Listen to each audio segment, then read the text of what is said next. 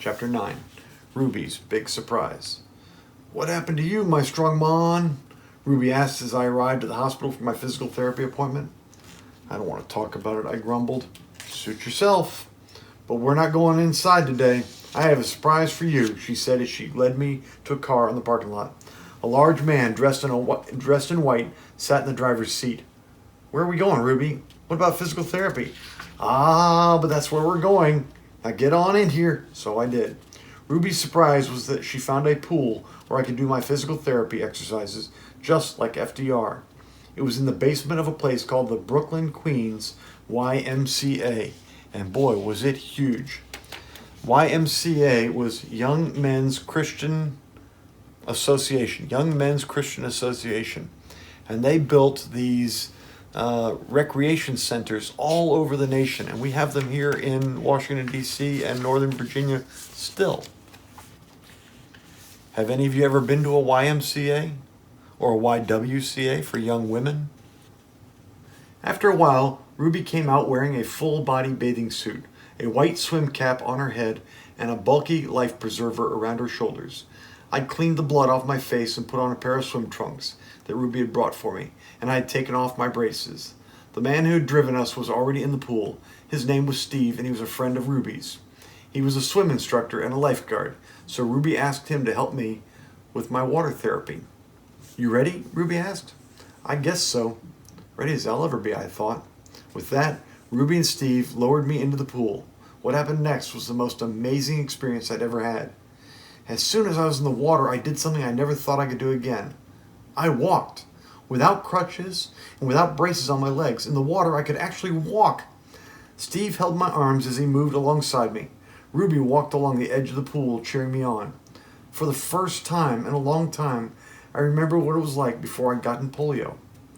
"That's it, my strong mon. You walking now," she exclaimed.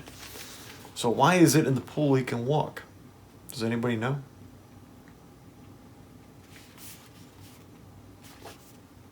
I walked from one side of the shallow end of the pool to the other and back again.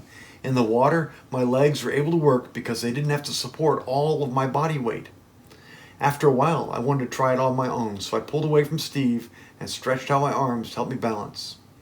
I was a little shaky at first, kind of like a newborn colt taking its first steps, but after going back and forth the length of the shallow end a couple times, I got the hang of it. This was way better than the pain in the rump room. "I think somebody likes this," Ruby said, her smile stretching across her face. "Like it? Nah, I love it," I said. Next, Ruby and I got down to business. Or should I say Steve and I did, while Ruby stood by the side of the pool ordering us around in the water. I was able to do more with my legs than when I did my leg exercise at the hospital. Steve even helped me kick my legs and work on swimming strokes. Swimming felt wonderful. Even though I couldn't kick as well as I could before I had polio, I could kick well enough, and my arms did the rest of the work. It was fantastic. At the end of our pool session, the three of us sat at the pool, dangling our feet in the water, and then I remembered something. "Hey, Ruby," I said, "the last few days, my legs have been hurting, and I've been worried about it." "Oh, really?" she said. "Tell me more." "Well, I've been walking a lot lately, and they just seem to ache more." "A lot of walking, you say? How much?" she asked. "I don't know. More than usual," I replied. "Why?" "Because I've had things to do and places to go," I said with a laugh. "And you're worried that your legs are getting worse, I bet," she said. "Yeah, something like that." "Well, it might be that your leg muscles are getting sore because you're using them more and they're actually getting stronger." "What do you mean?" I asked, a little confused. "See, when you use your muscles, they get sore as they build up strength. And then once they get stronger, they are no longer sore," Ruby explained. "So I'm guessing that your leg muscles are getting stronger, and that's why you're feeling some pain." "Wait, so this is a good thing?" I asked, excited at the idea that my legs might be getting stronger. "Based on what you're telling me, yes, it's a very good thing. Don't you feel stronger?" "I guess I do," I admitted. "And does that pain feel like sore muscles after you've been playing for a long time?"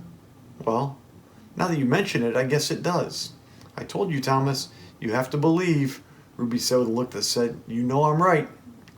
After our talk, I got back into the pool and walked and swam until they practically had to drag me out. It felt so good that I didn't want it to end. "We've got to get you home, Thomas," they kept saying. but I was too happy to care. Chapter 10. A lesson on being poor.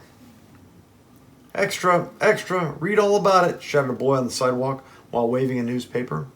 Roosevelt speaking in New York. It was the day after my first water therapy session, and Mom and I were in the bread line again.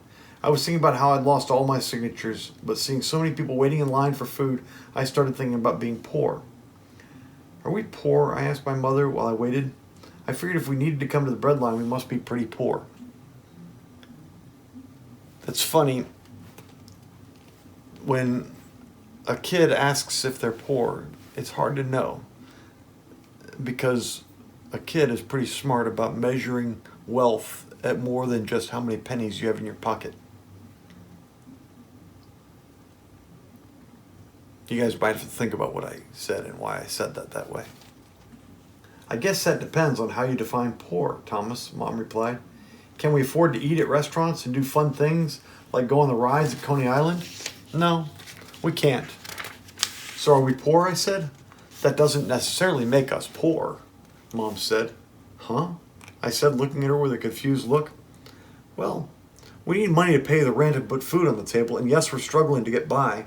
Everyone is. But having money is not more important than having people in your life that you love.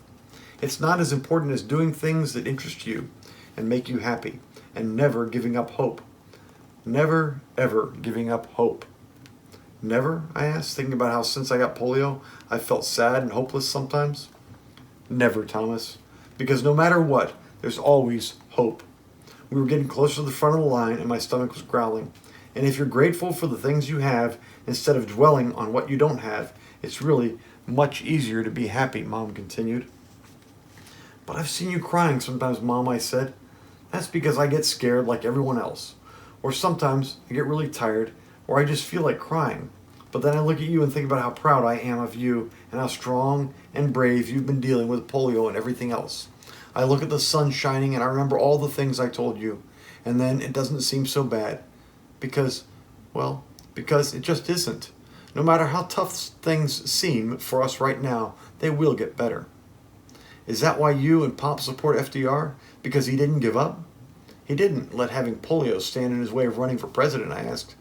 Yes, she replied, and because he's got good ideas for getting people back to work. She looked at me with a reassuring smile, then closed her eyes and sniffed the air. Smell that bread? I grinned and nodded. We're about to eat some of that. Do you feel poor now? Nope, I said. In fact, I felt really lucky to have Mom and Pop and our apartment and my physical therapy sessions with Ruby. I wanted to tell Mom that, but it seemed too mushy. So I just said, I feel like eating some of that bread. Me too, Mom said, as she put her arm around me and squeezed my shoulder. Chapter 11, A Victory Lap. I arrived at school with a belly full of bread and a renewed sense of hope. Chapter 11, A Victory Lap. I arrived at school with a belly full of bread and a renewed sense of hope. I only had 2 more days to get signatures, but I wasn't going to give up. So what if I had to work a little harder because of Wally's stunt? I wasn't going to let it stop me. I went all around the school and told people that I needed more signatures. And you know what? Everyone was willing to sign my paper again. I worked hard, and by the end of the day, I had the 50 names I needed. I turned them into the office and was told that I would be on the ballot as a presidential candidate. I met up with Nicky outside after school and told him the good news. He showed me some posters that he'd drawn. They said, vote for Tommy McKnight for school president and elect Tommy McKnight. He's as good as FDR and better than Hoover. They look fantastic, Nicky. Thanks, I said as I gave him a pat on the back. We found Boris outside his family store and told him the news. He was helping unload a bunch of fruit from a wagon. When he finished unloading the last box, he looked around and then looked at me and Nicky. Hop on, boys, he said. Quick, quick. Why? Asked Nicky. Don't ask questions, just hop on, Boris ordered. Nicky got in first and he helped me up. Boris screamed, "Yeah, yeah!" He whipped the reins down on the backs of the 2 horses attached to the wagons, and off we went. It's a victory ride, Boris yelled back at us as his father came running out of the store, shaking his fist and screaming something in Russian. What's your father saying? I asked. Just to get back here right away, Boris answered without a hint of fear. But he'll understand. Who were we to argue? We flew up and down the neighborhood streets, kids cheering as they watched us pass. Boris was just wild, yelling out like a cowboy. Yippee-yahoo!